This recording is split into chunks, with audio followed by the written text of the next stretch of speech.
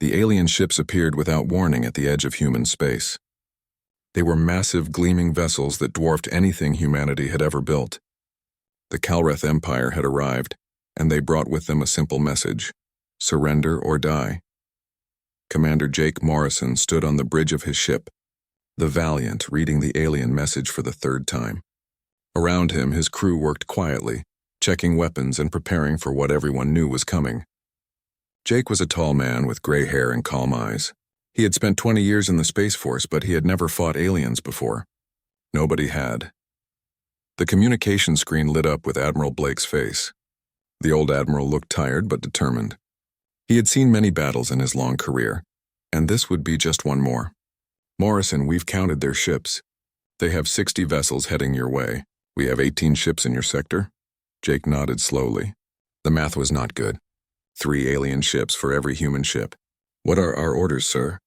Admiral Blake's expression changed slightly, showing something that might have been a smile. Fleet Command has authorized full combat operations, but Jake, we need you to do something unusual. Treat this like a training exercise. Record everything.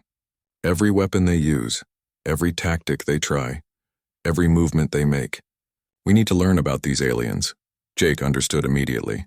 You want us to study them while we fight them? Exactly. We've spent centuries fighting each other. Now we have a chance to learn how aliens fight. This data could save millions of lives in future battles. So yes, fight them, but also watch them. Learn from them. Take notes. After the Admiral signed off, Jake turned to his crew. His tactical officer, Ryan Cooper, was already pulling up combat protocols on his screen. Ryan was young but smart, with quick reflexes and a sharp mind. Sir, should I activate the recording systems? Yes, everything gets recorded. If we're going to fight humanity's first alien war, we might as well learn something useful from it. Jake touched the ship-wide communication button. All hands, this is the captain. We're about to engage an alien force. Stay calm. Follow your training and remember that every action you take today will be studied by future crews. Make it count. The alien ships came closer, moving in perfect formation. They flew in precise geometric patterns, like a machine that had done this 1,000 times before. To Jake, it looked almost beautiful, but he knew that beauty could kill. Enemy ships entering weapon range, Ryan announced. They're spreading out into attack formation. Jake watched the tactical display carefully. The aliens moved with confidence like predators who had never lost a fight. All ships scatter on my command. Let's see how they react to chaos instead of formation. He waited 3 more seconds. Now, execute scatter pattern Delta. The human ships suddenly broke apart, flying in different directions. It looked random, but every captain knew exactly where to go. They had practiced this maneuver hundreds of times in simulations. The alien ships hesitated for just a moment, probably surprised that the humans were not staying together to fight. That moment of hesitation cost them. The human ships opened fire from 6 different angles at once. Railguns sent solid metal projectiles screaming through space. Missiles with smart guidance systems locked onto alien vessels. Energy weapons cut through the darkness. The aliens had expected a defensive formation. Instead, they got attacked from everywhere at once. Enemy shields are taking damage, Ryan reported, excitement in his voice. Their shields seem optimized for energy weapons. Our railguns are punching through much easier than they should. Good, mark that down. All ships focus kinetic weapons on their large vessels. Let's test how much damage they can really take. Jake leaned forward in his chair, watching the battle unfold. Every few seconds, he made mental notes. The aliens turned slowly. Their weapons were powerful, but seemed to need time to lock onto targets. Their formation was rigid, not flexible. Captain Lisa Hoffman commanded the destroyer Ranger, part of Jake's fleet. She was an experienced officer with brown hair tied back in a tight bun, and eyes that missed nothing. When she saw an opening, she took it without waiting for orders. Helm, take us in close to that cruiser. Weapons, I want you to test every gun we have. Rotate through all weapon types. Her executive officer, Pete Johnson, looked worried. Ma'am, that's very close. We'll be in their optimal firing range. That's the point. We need to know how they fight up close. Besides, Command wants data. Let's give them data. Lisa's ship dove toward the alien cruiser like a hawk attacking prey. At close range, the Ranger's weapons hammered the alien shields from multiple angles. Lisa watched her screens carefully, noting how long it took the aliens to adjust their shields, how quickly they could turn their weapons, how they reacted to unexpected maneuvers. The alien ship tried to pull away, but the Ranger was faster and more agile. Lisa's weapons officer, Kevin Park, cycled through different ammunition types and energy settings, recording the results of each. Captain, their shields are definitely weaker on the port side, and they have a blind spot near their engine section. Excellent. Log it and transmit to all ships. Every weakness we find makes the next battle easier. Lisa finally pulled her ship back before the damage became serious. They had taken some hits, but nothing critical. More importantly, they had learned valuable information. The battle continued for 6 hours. Human ships would attack, observe, retreat, and then attack again from a different angle. They tested long-range weapons, close combat tactics, electronic warfare, and missile swarms. Every test was recorded. Every result was analyzed. The artificial intelligence systems on the human ships were building detailed profiles of alien capabilities in real time. Jake noticed something interesting after the 3rd hour. Ryan, have you seen how the aliens keep looking back to their biggest ship? Ryan checked his data. Yes, sir. There's a lot of communication traffic between that large vessel and all the others. I think it's their command ship, which means they have centralized command. If we cut off that ship, the others might not know what to do. Jake filed that information away for later. It was too risky to test now, but it was good to know. Finally, after 6 brutal hours, the alien fleet began to withdraw. They had lost 14 ships. The humans had lost 3. Jake wanted to chase them, but Admiral Blake's orders were clear. Let them go and gather data. Ceasefire. All ships maintain tracking but do not pursue. Jake sat back in his chair, suddenly feeling very tired. Around him, his crew looked exhausted but proud. They had survived humanity's first battle with aliens. More than that, they had learned from it. Admiral Blake's face appeared on the screen again. Outstanding work, Commander. Preliminary reports show we've gathered more combat data in those 6 hours than 20 years of simulations provided. The aliens are dangerous, but they're also predictable. They rely on technology and standard tactics. We can use that. Jake nodded. They fight like they've never faced an equal opponent before, sir. Like they're used to easy victories. Which means they've gotten lazy. That's good for us. Get your ships repaired and your crew rested, Jake. Those aliens will be back, probably with more ships. And when they return, we'll be ready to learn even more from them. The Admiral paused. You did well today. All of you did. Humanity just passed its first test. After the communication ended, Jake stood and stretched. His back hurt from sitting in the command chair for so long. He looked around at his crew, seeing their tired faces and proud smiles. Good work, everyone. Get some rest. But remember, this was just the first lesson. The aliens started a war. We're going to turn it into the best military education humanity has ever received. The crew nodded, understanding. They had fought well. But more importantly, they had learned well. And in the battles to come, that would make all the difference. 3 weeks after the first battle, something remarkable was happening across human space. The combat data from the alien engagement had transformed how humanity prepared for war. Every military academy, every training center, every ship in the fleet was studying the recordings. What had been theory was now practice. What had been simulation was now reality. Colonel Patricia Green stood in front of her classroom at the Fleet Academy. She was a veteran officer with short blonde hair and a no-nonsense attitude. Behind her, a holographic display showed the battle in 3 dimensions. 200 of the Academy's best students watched with complete attention. These young men and women would soon be commanding their own ships, fighting their own battles. They needed to learn fast. What you're watching is real combat footage, Patricia said, pausing the hologram at a critical moment. This is not a drill, not a simulation. This is Commander Morrison's ship engaging an alien cruiser. Watch carefully. She let the scene play forward. Notice how the Valiant exposes its belly to enemy fire. Cadet Wright, tell me what you see. Danny Wright, a sharp young man with dark hair and quick eyes, studied the display. Ma'am, it looks like a mistake. He's giving the aliens a clear shot at his weakest armor. Look closer. What's happening to the ship next to him? Patricia zoomed in on another vessel. That's the Ranger, ma'am. She's moving in close to scan the alien ship while the Valiant draws fire. Danny's eyes widened with understanding. It wasn't a mistake. It was intentional. He was bait, exactly right. Commander Morrison risked his ship to gain knowledge. That's the new doctrine, people. Every risk we take, every maneuver we make serves 2 purposes. Damage the enemy and learn from them. The Calreth came to destroy us. We're using them as teachers. The class erupted into discussion. Patricia let them talk for a few minutes. This kind of thinking was exactly what Fleet Command wanted. A generation of officers who understood that warfare was not just about winning battles, but about learning from them. Meanwhile, at Fleet Command headquarters, Admiral Blake sat in a meeting with his top advisors. The room was deep underground, protected by meters of steel and concrete. On the table between them lay detailed reports about the Calreth Empire. Dr. Nathan Hughes, head of military research, was speaking. He was a thin man with glasses who looked more like a professor than a military scientist. We've analyzed every second of combat footage. The Calreth are advanced, no question about that. Their weapons hit hard. Their ships are fast.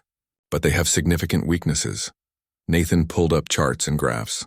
First, their shields are designed to stop energy weapons. Our railguns, which use physical projectiles, are much more effective. Second, their tactics are rigid. They don't adapt during battle. They seem to follow a set plan regardless of what we do. Sophie Mitchell, the fleet's best tactical analyst, added her observations. She was a woman in her 40s with red hair and a mind that could process data like a computer. There's more, Admiral. Watch this communication pattern. She showed a map of alien signals during the battle.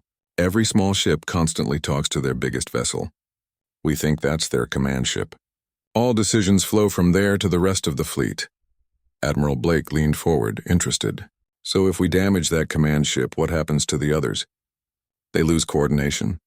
They become less effective. It's a critical vulnerability. Sophie smiled slightly. The Calreth have never fought an enemy that could exploit this weakness. But we can. Good. How long until you can turn this into actual battle plans?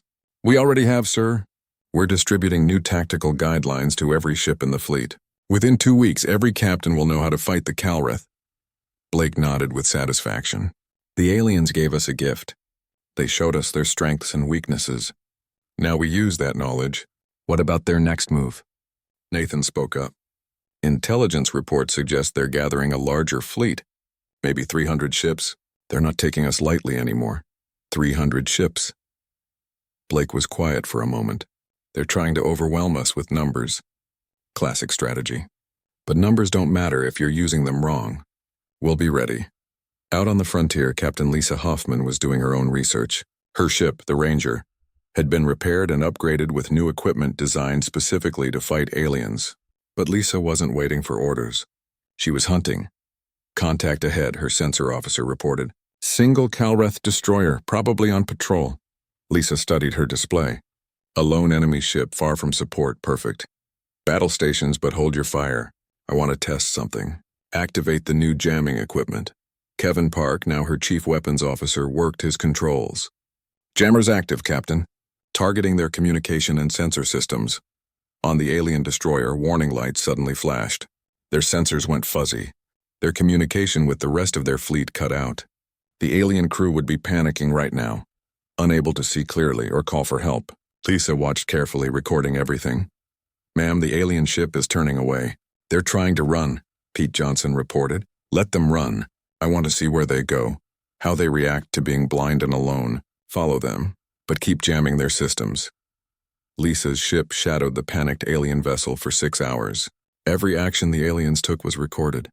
Every attempted transmission was captured. Every evasive maneuver was analyzed. Finally, when the alien ship was thoroughly lost and confused, Lisa gave the order to disable it with precise weapons fire. Her crew boarded the damaged vessel and recovered their computers, their navigation systems, and their communication logs. It was an intelligence treasure that would teach humanity even more about their enemy. Ma'am, this is better than a battle, Kevin said, watching the data being transferred to the Ranger's secure storage. We learned so much just by watching them panic. Exactly. Sometimes the best way to learn is not to fight, but to observe. These aliens are teaching us whether they want to or not. Lisa sent her report to Fleet Command, knowing it would be shared across the entire military within hours. Back at the academy, Patricia Green received the report from the Rangers operation. She immediately added it to her curriculum. The next day, her students were analyzing the boarding action, discussing what worked and what could be improved. Every lesson learned in real combat became a training exercise for the next generation. Cadet Danny Wright found himself fascinated by the psychological aspect. Ma'am, the aliens panicked when they lost communication. They didn't have backup plans or independent thinking. They needed orders from above to function. Good observation, right? What does that tell you about how to fight them? That we need to be the opposite. We need every ship to think independently. If we rely too much on central command, we become like them, predictable and vulnerable. Patricia smiled. You're learning. The Calreth have centralized command because it makes them efficient when everything goes according to plan. But warfare never goes according to plan. Our strength is that every captain, every officer can make their own decisions. That makes us unpredictable. That makes us dangerous. The weeks passed quickly. Across human space, the military was transforming. Ship designs were modified based on combat experience. Weapons were adjusted to exploit alien weaknesses. Tactics were refined and practiced until they became instinct. Most importantly, the culture was changing. Officers no longer saw battle as something to fear or avoid. They saw it as an opportunity to learn and improve. Dr. Nathan Hughes presented his latest findings to Admiral Blake. Sir, we can now predict Calreth behavior with about 70% accuracy. Given their rigid tactics and centralized command, we can essentially guess what they'll do before they do it. That's dangerous thinking, Nathan. The moment we get overconfident, they'll surprise us. Agreed, sir. That's why we need more data. More battles, more observations, more tests. Every engagement makes our predictions better. Blake considered this. So you're saying we should actually want them to attack again? In a way, yes. Every battle teaches us something new. As long as our casualties remain acceptable, we're gaining far more than we're losing. We're learning faster than they are. And when they bring those 300 ships, Nathan pulled up simulations. We'll learn even more. How they coordinate large fleets, how they maintain supply lines, how their command structure handles complex operations. It's all data we need. Admiral Blake looked at the younger man for a long moment. You're talking about using warfare as education. That's exactly what I'm talking about, sir. The Calreth think they're waging war on us, but really they're teaching us how to defeat them. Every attack makes us stronger. Every battle makes us smarter. Eventually, we'll understand their military better than they do themselves. Blake smiled grimly. Then let them come with their 300 ships. We'll take notes. The Calreth Armada arrived exactly 6 weeks after their first defeat. 300 warships emerged from hyperspace in perfect formation. They formed a massive wall of military power that stretched across the void of space. Supreme Commander Valthex sat on his command throne aboard the super dreadnought Infinite Conquest, watching the human colony ahead with cold satisfaction. This time would be different. This time, overwhelming numbers would crush these stubborn creatures. All ships report ready, Supreme Commander, his fleet coordinator announced. The coordinator was a younger officer who had never known defeat. None of them had until they met the humans. Good. What are the human forces? Valthex asked, though he already knew the answer. His scouts had counted the enemy ships carefully. 60 vessels, Supreme Commander. We have 5 ships for every one of theirs. Victory is certain. Valthex allowed himself a moment of pleasure. 5-to-1 odds. Even these strange humans could not overcome such numbers. Begin the attack. Standard formation. Overwhelming firepower. Show them that resistance is futile. Far away, in a command center buried deep underground on Earth, Admiral Blake watched the same tactical display. Around him, dozens of officers and analysts worked at their stations, recording every movement of the massive alien fleet. Blake's weathered face showed no fear, only intense focus. Sophie Mitchell stood beside him, her tablet filling with data faster than most people could read. They brought exactly the force we predicted, Admiral. 300 ships. Same formation style as before. They haven't changed their approach. Why would they? Blake replied calmly. Their tactics have worked for decades. They conquered 47 star systems using these same methods. They don't know that we spent 6 weeks doing nothing but preparing for exactly this scenario. He activated the fleet-wide communication channel. All commanders, this is Blake. Execute Operation Cascade. Show them what we've learned. On the Valiant, Commander Jake Morrison felt his ship vibrate with power as the engines prepared for combat. 40 other ships had joined his squadron for this battle. Every captain had studied the Calreth data. Every crew had drilled until the new tactics became automatic. They were as ready as humans could be. Enemy approaching optimal firing range, Ryan Cooper reported from his tactical station. His voice was steady despite knowing what was coming. Their formation is exactly like our simulations predicted. No variation at all. They're predictable, Jake said quietly. That's going to cost them today. All ships prepare for scatter pattern. Wait for my mark. The Calreth fleet advanced with the confidence of predators. They had done this hundreds of times against dozens of different species. The pattern was always the same. Show overwhelming force, fire the first devastating volley, watch the enemy break and run. It had never failed before. When they reached firing range, 300 alien ships launched their attack simultaneously. The amount of firepower was staggering. Thousands of missiles screamed through space. Energy beams powerful enough to vaporize small moons cut through the darkness. It was enough destructive power to destroy an entire fleet 10 times over. Execute scatter now, Jake shouted. The human ships exploded outward from their position, breaking formation in what looked like complete panic. They flew in apparently random directions, some climbing, some diving, some rolling sideways. The carefully aimed Calreth volley hit empty space where the humans had been just seconds before. Valthex stared at his tactical display in confusion. Where did they go? All ships maintain pursuit. Do not let them escape. But Commander Zathrel, who had fought humans before, felt a cold sense of recognition. He commanded part of the forward battle group and had learned to respect these opponents. Supreme Commander, I don't think they're running. I think this is intentional. Intentional chaos? Impossible. Maintain pursuit. The Calreth fleet broke apart to chase individual human ships. Their perfect geometric formation dissolved as groups of aliens hunted what they thought were fleeing enemies. But the humans weren't fleeing. They were leading the aliens exactly where they wanted them. Enemy has fragmented, Ryan reported. Command coordination is dropping. Communication lag increasing. Perfect. Phase 2. All ships execute hammer tactics. Jake's calm voice carried across the fleet communication. The scattered human ships, which had appeared to be running in terror, suddenly turned with practiced precision. The Calreth pursuers found themselves isolated, separated from their support, facing enemies who knew exactly where every friendly ship was positioned. Captain Lisa Hoffman led 12 destroyers in a devastating attack against an isolated group of alien cruisers. Her ships moved like a pack of wolves, coordinated but flexible, each captain making independent decisions that somehow fit perfectly together. Target their communication arrays first. Let's test if they can fight without orders. The Ranger and her sister ships opened fire with railguns and missiles.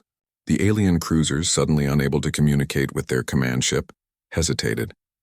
3 seconds of confusion. In space combat, 3 seconds was an eternity.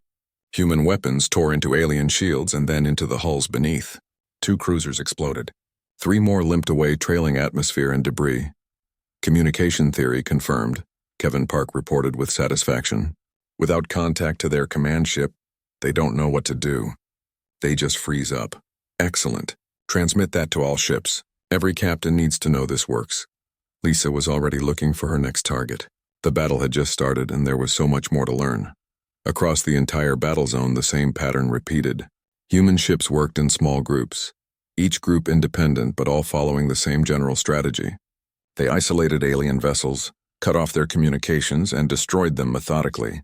The Calreth, used to centralized command and rigid formations, couldn't adapt fast enough. Valthex watched his perfect plan falling apart and couldn't understand why. We outnumber them 5-1. How are we losing? They fight as individuals who trust each other. Zathrel explained, watching his own tactical display with growing respect for the enemy. We fight as a single organism controlled by you. When they cut off parts of our fleet from your commands, those parts become helpless. They don't know how to think independently. Recall all ships. Reform the battle line. We must consolidate our strength. But regrouping a scattered fleet while under constant attack proved almost impossible. Human ships harassed every alien vessel trying to regroup. They picked off stragglers. They prevented formations from coming together. What should have been a simple tactical withdrawal turned into a running battle that cost the Calreth 30 more ships. At the Fleet Academy, Colonel Patricia Green watched the battle through live data feeds. Her entire advanced tactical class was assembled, watching humanity's largest space battle unfold in real time.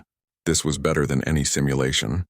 This was real warfare, and they were learning from it. Notice how Commander Morrison rotates damaged ships out of the fight every few minutes, Patricia pointed out to her students. He treats hull integrity like a resource to manage, not a reason to give up. The Calreth keep damaged ships in formation because they're afraid of looking weak. That's a critical difference in philosophy. Danny Wright was taking notes as fast as he could write. Ma'am, the Calreth formation is falling apart.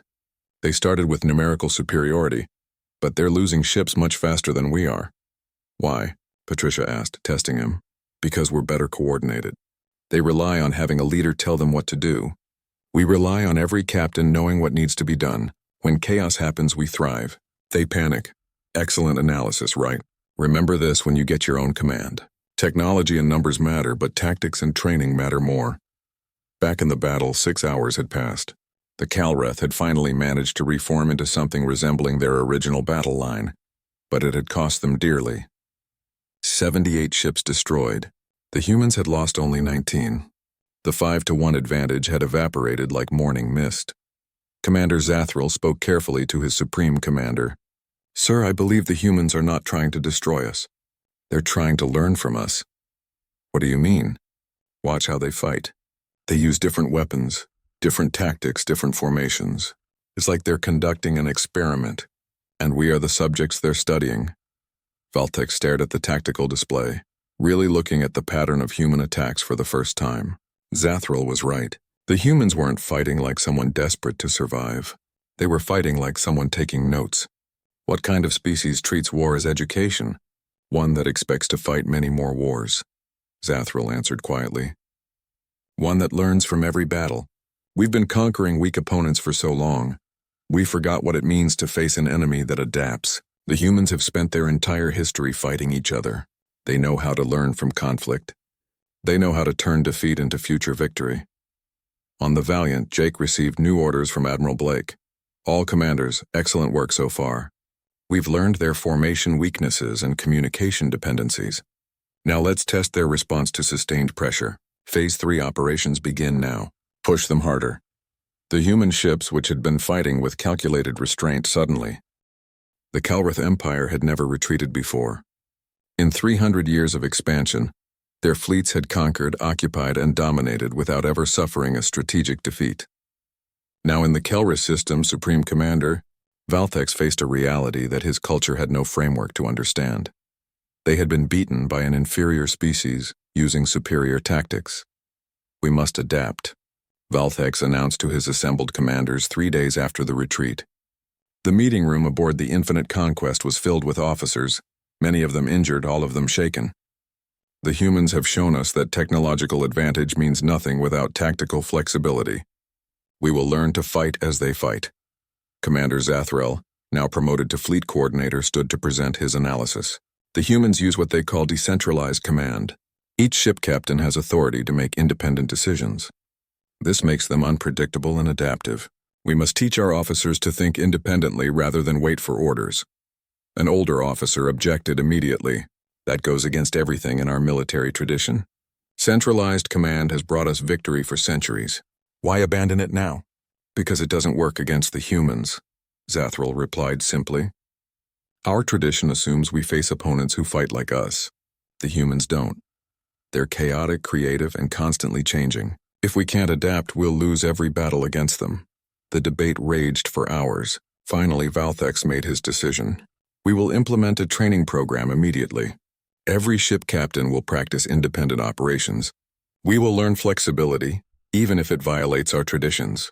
The alternative is extinction. On Earth, a different kind of revolution was happening. The combat data from the latest battle had been distributed to every military facility in human space. Academies adjusted their curriculum. Shipyards modified their designs. Tactical analysts worked around the clock to refine the lessons learned. Humanity was doing what it did best, learning and improving at incredible speed. At Fleet Command, Admiral Blake met with his senior staff. Dr. Nathan Hughes presented his latest findings with barely contained excitement. Admiral, we now have complete tactical profiles of Calreth combat operations. We can predict their behavior with 80% accuracy. Their formation patterns, weapon deployment, communication protocols, everything is documented. Sophie Mitchell added her analysis. More importantly, we've identified 3 critical vulnerabilities. First, their centralized command structure. Second, their over-reliance on energy shields. Third, their complete lack of doctrine for irregular warfare. They simply don't know how to fight an opponent who refuses to follow standard tactics. That's dangerous thinking, Blake warned, though he looked pleased.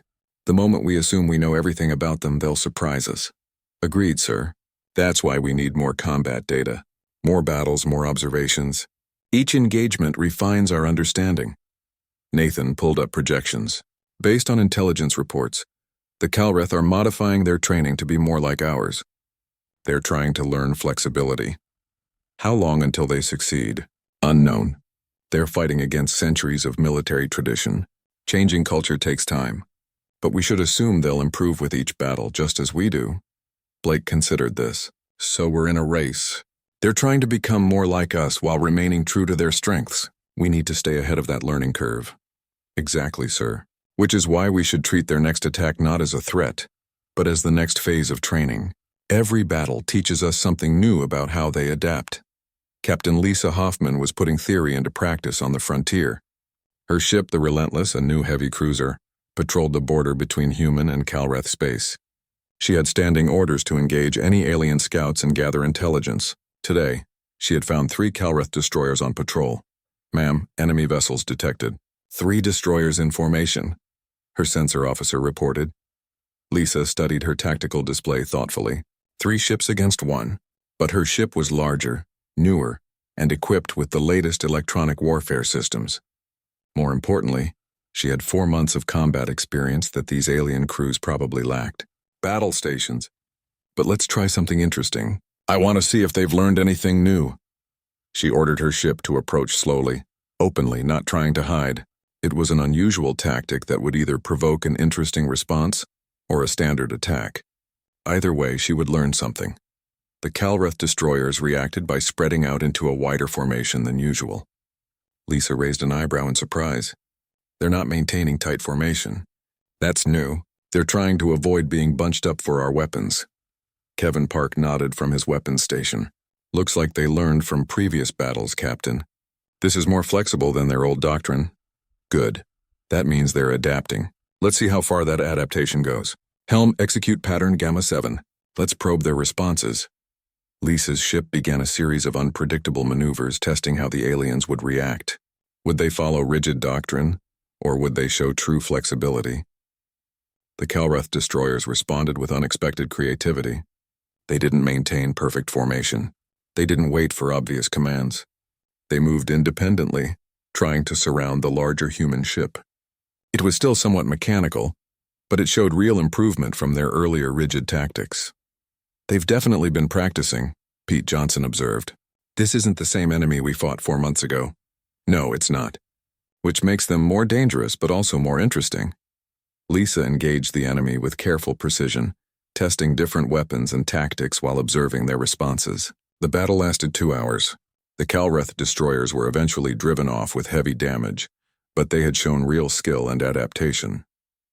When the after-action report reached Fleet Command, it caused significant discussion. The enemy was learning, not as fast as humans, but faster than anyone had expected. The implications were clear. The next major battle would be very different from the last one. At the Fleet Academy, Colonel Patricia Green's classes took on new urgency. The Calreth are adapting, she told her students, showing footage from Lisa's engagement. They're learning from their defeats just as we learned from our battles. This is actually what we want. A static enemy becomes predictable. An evolving enemy keeps us sharp. Cadet Danny Wright, soon to graduate and receive his first command, asked the question everyone was thinking. Ma'am, what happens when they become as flexible as we are? Patricia considered the question seriously. Then we'll need to be even more creative. The key isn't to be better than them at one thing. It's to be better at learning and adapting. As long as we evolve faster than they do, we maintain the advantage. The moment we stop learning, we start losing. She pulled up comparative data. Look at this. 4 months ago, Calreth tactical responses were 80% predictable. Now they're only 60% predictable. That's significant improvement in a short time. But our tactical responses have gone from 60% predictable to 40% predictable in the same period. We're widening the gap, but only because we're working harder at it.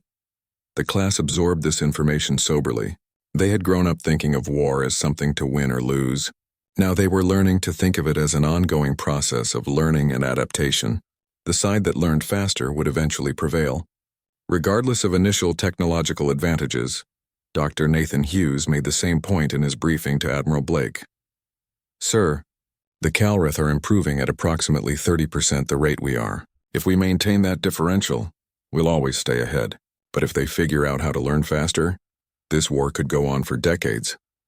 Or, Blake said thoughtfully, they might decide it's not worth the cost and seek peace. They've never faced an opponent who gets stronger with each battle. At some point, they have to realize that continuing this war only makes us more dangerous to them. Sophie Mitchell pulled up economic projections. Intelligence suggests the Calreth homeworlds are starting to question the war. They've lost significant resources without gaining any territory. The Supreme Commander is under political pressure to either win decisively or negotiate, which means their next attack will be desperate, Blake concluded. They'll throw everything they have at us, trying for a knockout blow before their government forces them to the negotiating table. Exactly, sir.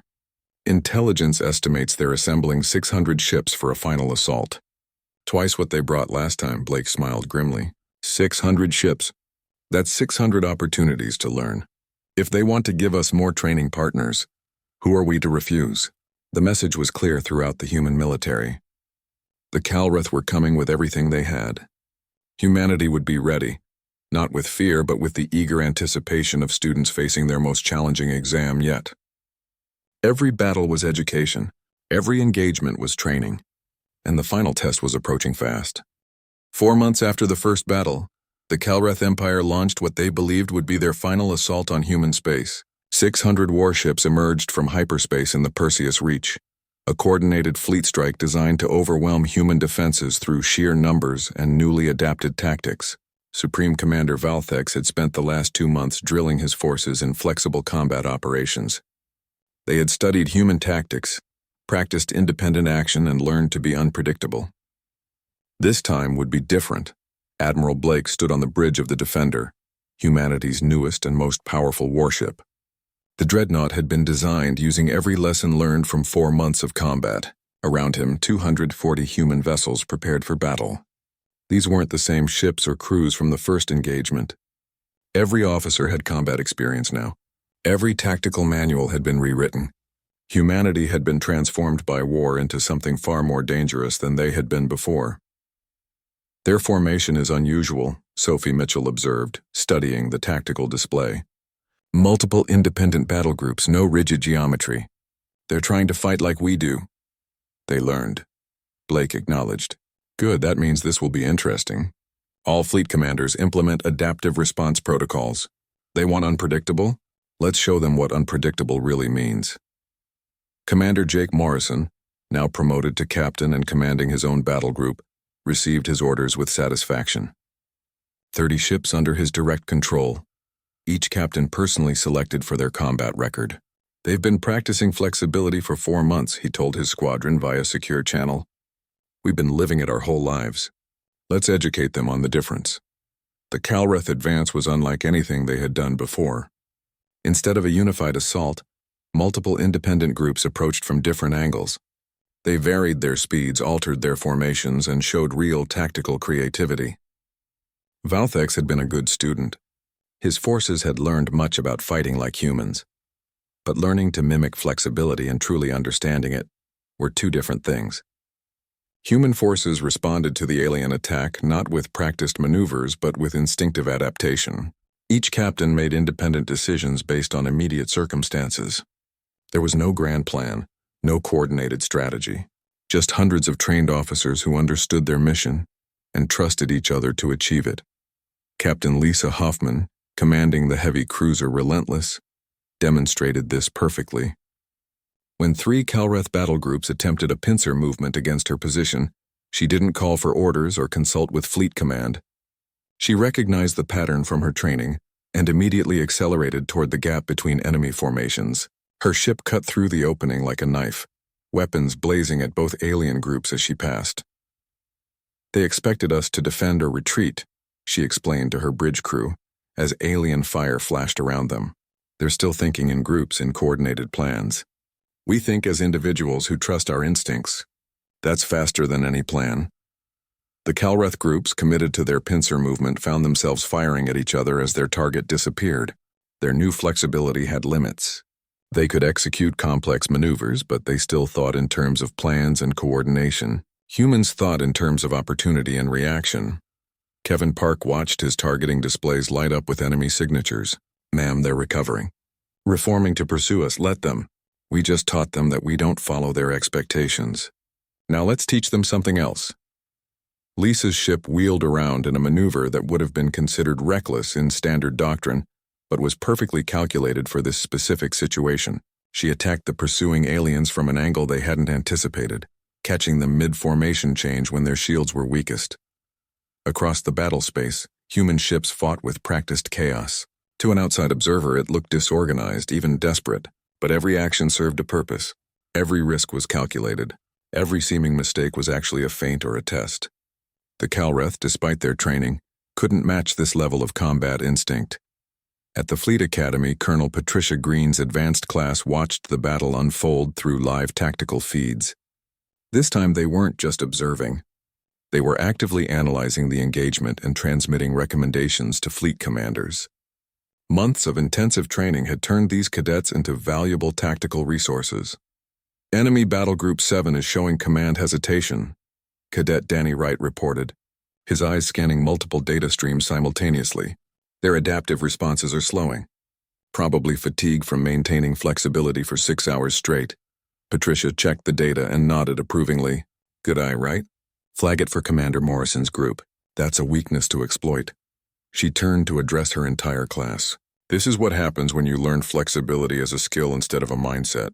It's exhausting when it's not natural. Under prolonged stress, they'll default back to what's comfortable, which is rigid doctrine." The information reached Jake Morrison within seconds. His battle group immediately moved to pressure the identified Calreth formation. The alien commanders, already mentally exhausted from 6 hours of forcing themselves to be flexible, began making mistakes. Small errors at first, then increasingly critical misjudgments as stress and fatigue compounded. "Target their command vessels," Jake ordered. "They've been trained to operate independently, but they're still looking for guidance when things get difficult. Take out their leaders and watch the rest collapse." The human attack was surgical and devastating. The Calreth battle group, stripped of its command structure and too tired to maintain adaptive tactics, reverted to their traditional rigid formations. Formations that humanity now understood perfectly and knew exactly how to defeat. Within an hour, the entire group had been destroyed or routed. Supreme Commander Valthex watched his carefully planned battle falling apart with growing desperation. His forces had trained so hard to fight like humans. They had practiced flexibility until it hurt. But 4 months of training couldn't overcome centuries of military tradition, and 8 hours of sustained combat had exposed the limits of their adaptation. "All groups, consolidate positions," he ordered, making the difficult decision to abandon flexible tactics. "Return to standard battle doctrine. Form up on the command ships." But the transition from adapted tactics back to traditional formations proved disastrous. The Calreth forces, spread across the battle space and mentally exhausted from hours of flexible combat, struggled to regroup. Human commanders, recognizing the shift in enemy behavior, pressed their attacks mercilessly. Ships caught mid-transition, neither fully flexible nor properly consolidated, suffered devastating losses. Commander Zathrel, commanding one of the forward elements, watched the disaster unfold with bitter understanding. "Supreme Commander, we've lost 160 ships. Human casualties are at 42. We tried to become them, but we only succeeded in forgetting who we are." "What are you saying?" Valthex demanded, though part of him already knew the answer. "We tried to fight their way instead of finding our own way to counter them. We abandoned our strengths without truly gaining theirs. The humans didn't become like us. They studied us and found ways to beat us while remaining themselves. We should have done the same." The battle raged for 12 brutal hours. The Calreth, despite their numerical advantage and improved tactics, were systematically dismantled. Their attempt to fight like humans had backfired, leaving them worse off than if they had simply improved their traditional methods.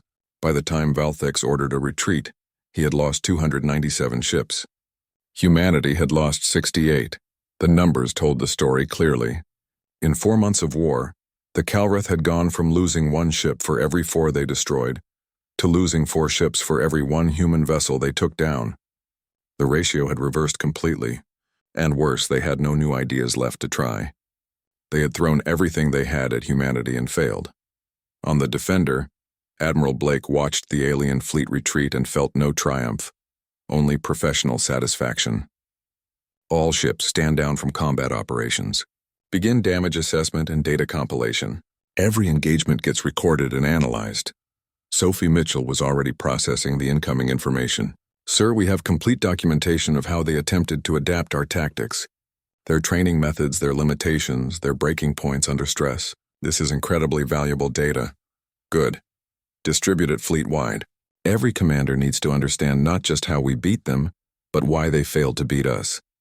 The lesson isn't that flexibility is always better than rigid doctrine. The lesson is that you can't just copy someone else's fighting style. You have to understand the philosophy behind it. Dr. Nathan Hughes connected via secure channel from Fleet Command Headquarters. Admiral, preliminary analysis shows the Calreth tried to implement surface-level changes without understanding the deeper cultural and psychological factors that make our tactics work. They practiced being flexible, but flexibility isn't something you practice. It's something you are. Agreed. Which means they're going to go home and reassess their entire military philosophy. That will take years, possibly decades. This war is 5 years after the war. Humanity had transformed in ways that went far beyond military capabilities. The galaxy had taken notice of the species that defeated the Calreth Empire, not through superior firepower, but through superior learning. Diplomatic missions arrived regularly at Earth, some seeking alliances, others wanting to understand how humans had achieved such rapid military evolution. Captain Danny Wright, formerly Cadet Wright, now commanded his own destroyer, the Swift. He patrolled the border regions between human space and the territories of several different alien civilizations. His mission was not primarily military. It was educational. Humanity had discovered that their greatest export wasn't technology or resources. It was knowledge of how to learn from conflict. Sir, we're receiving a communication from a Vorath patrol vessel, his communications officer reported. The Vorath were a relatively peaceful species who had recently been threatened by aggressive neighbors. They had come to humanity asking not for military aid, but for training. Danny smiled. He had been expecting this. Put them through. Let's see how their exercises went. The Vorath captain appeared on screen, her blue skin marked with the scars of recent combat. Captain Wright, we have completed the training scenarios you provided. The results were remarkable. We successfully defended our colony using the tactics we learned from studying your conflict with the Calreth. That's excellent news, Captain Vareth. Tell me, what was the key lesson you took from the training? That defense is not about having the strongest shields or the biggest weapons. It's about adapting faster than your enemy can plan. We studied how you fought the Calreth, how you turned their aggression into your education. We applied those principles against our own enemies and it worked. Danny felt a sense of pride. This was what Admiral Blake had envisioned. Humanity sharing its hard-won knowledge with the galaxy, making space safer not through military dominance but through widespread tactical education. I'm glad the training helped. Remember, the key is continuous improvement. Every engagement, even the ones you win easily, contains lessons. Record everything. Analyze everything. Share everything with your fleet. We will. Thank you, Captain. Your species gave us more than military tactics. You gave us a philosophy for survival. After the communication ended, Danny reflected on how much had changed. 5 years ago, he had been a student watching real combat for the first time. Now he was a teacher, helping other species learn the same lessons humanity had learned from the Calreth. The galaxy was safer because of it. On Earth, Colonel Patricia Green, now promoted to general, ran the newly established Interspecies Military Academy. Students from 17 different alien civilizations studied alongside human cadets, all learning the same fundamental principles, not how to wage war, but how to learn from it. The difference between winning and losing is often the difference between those who learn and those who don't, she told a mixed class of humans and aliens. On the screen behind her, footage from the Calreth War played on loop. The Calreth had every advantage except one. They treated war as a test of strength. Humanity treated it as a test of learning speed. That single difference decided the outcome. A Zenth student, his green carapace gleaming under the classroom lights, raised a claw. "General, my species has strong military traditions dating back thousands of years." "Are you saying those traditions are worthless?" "Not worthless," Patricia corrected gently, "but potentially limiting. Tradition gives you a foundation, but it can also blind you to new possibilities. The Calreth had centuries of tradition. It made them strong but inflexible. The key is to honor your traditions while remaining open to new ideas. Learn from your past, but don't be imprisoned by it." She pulled up comparative data. "Look at this.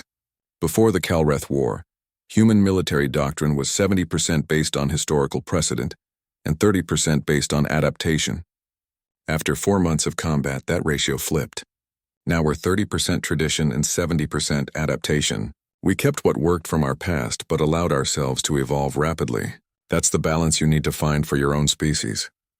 The classroom erupted into discussion. Students from different worlds with different military cultures debated how to apply these principles to their own contexts. Patricia watched with satisfaction. This was education at its best. Not imposing human methods on everyone, but teaching the underlying philosophy and letting each species find their own application. Admiral Blake, now retired but still influential, gave a lecture at the Academy once a month. Today's topic was the psychological impact of treating war as training. The auditorium was packed with senior officers from across the galaxy, all wanting to hear from the human who had orchestrated the defeat of the Calreth Empire. "The hardest part wasn't the tactics," Blake began, his voice still strong despite his age. "It was changing how our people thought about combat. For most species, including ours historically, war is existential. You fight to survive. You fight to win. You fight with fear driving your decisions. We had to teach an entire military to fight with curiosity instead of fear. When the Calreth attacked with 300 ships, our people could have panicked. Instead, they got excited. Excited about the learning opportunity. Excited about testing new theories against a real opponent. That psychological shift was more important than any weapon or tactic. It allowed us to stay calm under pressure and make better decisions." A Calreth officer in the audience, one of several who had come to study at the Human Academy, stood to ask a question. "Admiral, did you not fear losing? Did you not worry that treating war as education would lead to defeat?" Blake looked at the Calreth officer with respect. It took courage for them to come here and learn from their former enemies. Of course we feared losing.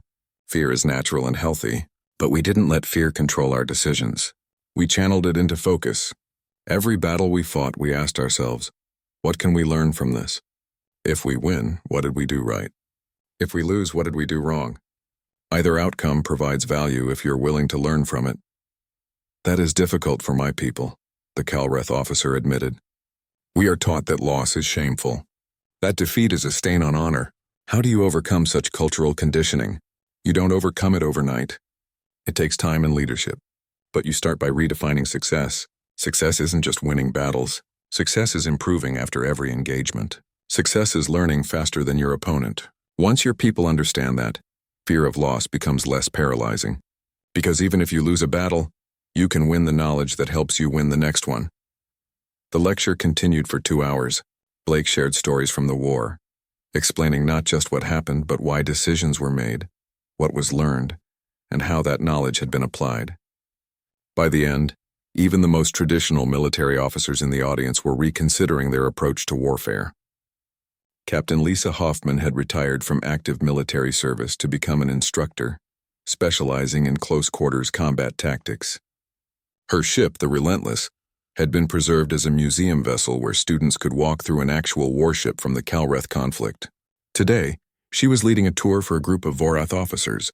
"This is where we operated from during the battle with 600 Calreth ships," she explained, standing on the bridge.